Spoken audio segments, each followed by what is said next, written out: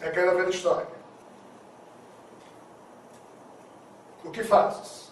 Um homem caminhava por uma rua, viu 3 pedreiros trabalhando, construindo um muro, chegou próximo ao primeiro e disse: o que fazes? Ao primeiro disse: estou assentando tijolos. O transeunte continuou a caminhar, chegou próximo do segundo pedreiro e disse: o que fazes?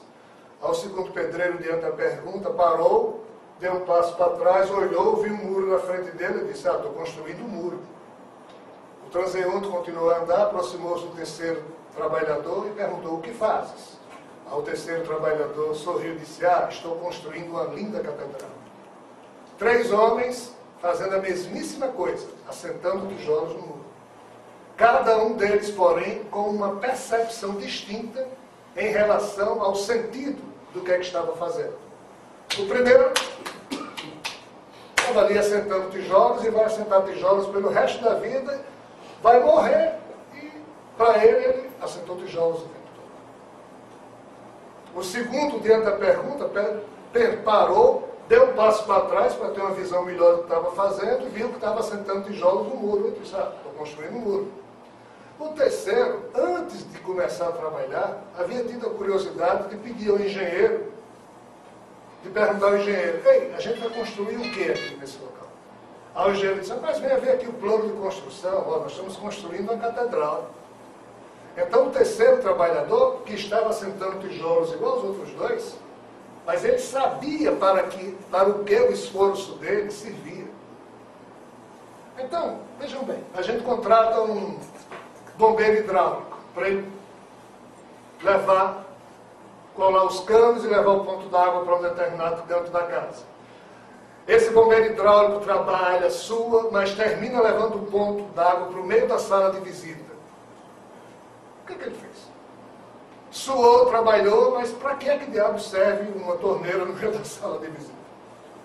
Ele direcionou os esforços dele de forma equivocada. Ele tinha que ter olhado no plano hidráulico, do projeto hidráulico, para saber para onde ele deveria levar o ponto d'água.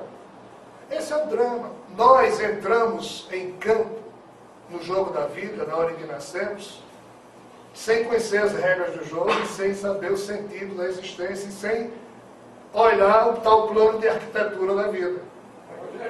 Nossos pais, só um instantinho, nossos pais não nos orientam, nossas escolas também não. As religiões deveriam nos dizer: o sentido da vida é esse, mas elas também não dizem nem dão exemplo. O que é que acontece com um jogador que entrando em campo, sem saber as regras do jogo? Como é que ele vai poder se dar bem? Não vai. Vai correr para aqui, correr para lá, não sabe nem para onde direcionar seus esforços. Então qual é o drama nosso? Se alguém amanhã perguntar a vocês: o que fazes? O que é que vocês vão responder?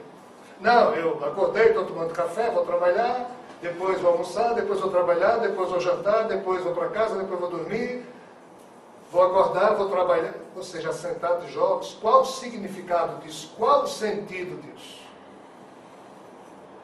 Nós ocidentais não estamos nem aí para isso. Daí os grandes problemas de inquietação, de angústia, de tristeza, de traumas, de dramas, de traumas, de infelicidade. Os orientais, eles buscam sim o sentido da vida. Como? A primeira pergunta que eles são educados para fazer é: por que eu estou existindo? Quem sou eu? Então eles se dedicam à busca do autoconhecimento, porque eles precisam responder quem são eles e por que eles estão existindo. Então o sentido da vida deles passa a ser o quê? O autodescobrimento. E todos conseguem Muitos deles. Mas só você passar a sua vida tentando se autodescobrir já é a melhor coisa que você pode fazer aqui na Terra. Aqueles que conseguem se autodescobrir, naturalmente vão para a segunda etapa do significado da vida. Que quando você se autodescobre, você sabe que você não é Rogério. Na hora que você percebe isso, ocorre o desabrochar espiritual em plenamente física. Na hora em que o despertar espiritual, ou seja, o despertar da sua natureza espiritual por sobre a sua natureza física ocorre, naturalmente você se força a cumprir a terceira etapa da percepção do sentido da vida, que é já que você sabe que não é só Rogério, que você é mais que um animal vivendo, e que você já percebe que além dos sentidos do corpo existem outras realidades que você deve atuar, aí você não consegue mais viver como você vivia antes, aí você cria um caminho do meio, como o Buda falava, o grande Siddhartha Gautama. Na hora que você começa a trilhar esse caminho do meio, que você mesmo construiu para você, é inevitável, aí você chega no Nirvana, como o Buda dizia, ou seja, aí você chega realmente a atingir o grande sentido da vida, que é a autorrealização pessoal.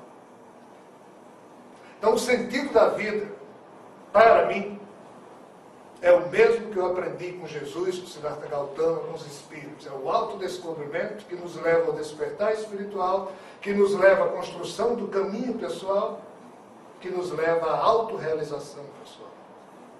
O yogi profundo, ele se autorrealiza na hora em que ele desperta a consciência, ele passa a repousar no Pai, no sagrado em si mesmo.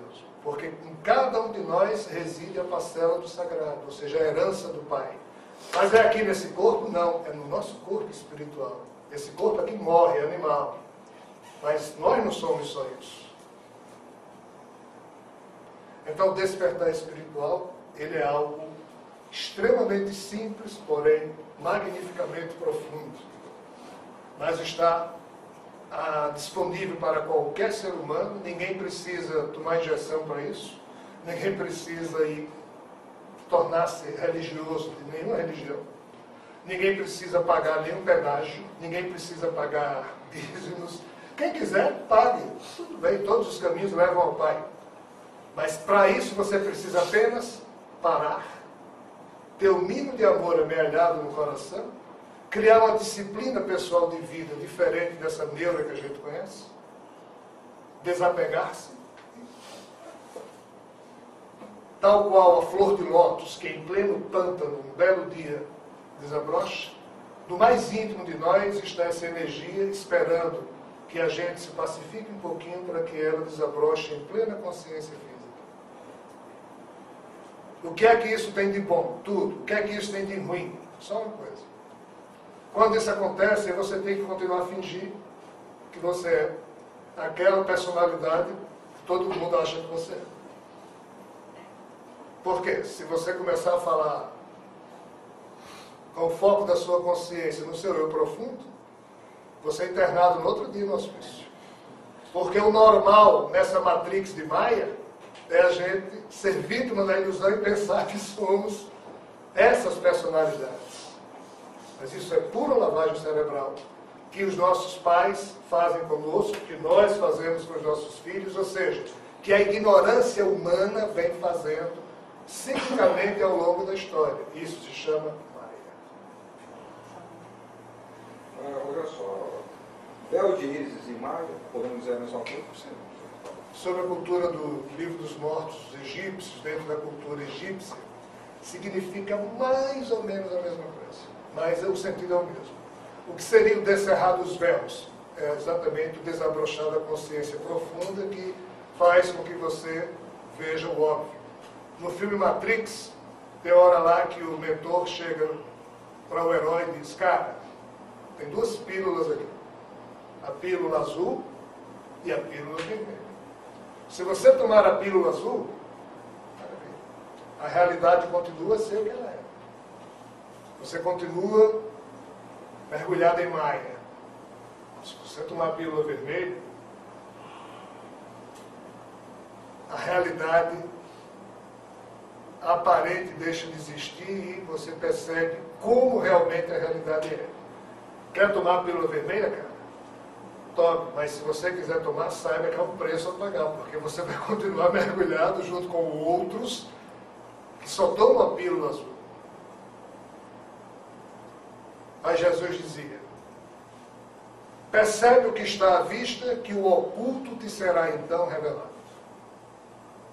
Vejam só que coisa maravilhosa. Perceba o que está à vista, que o oculto te será então revelado. Você pega a fotografia que está à sua vista, olha para a fotografia, é uma fotografia, isso é Maia. Mas se você pegar a fotografia e entrar nela, percebendo que está à vista, e de repente o oculto, que é O grande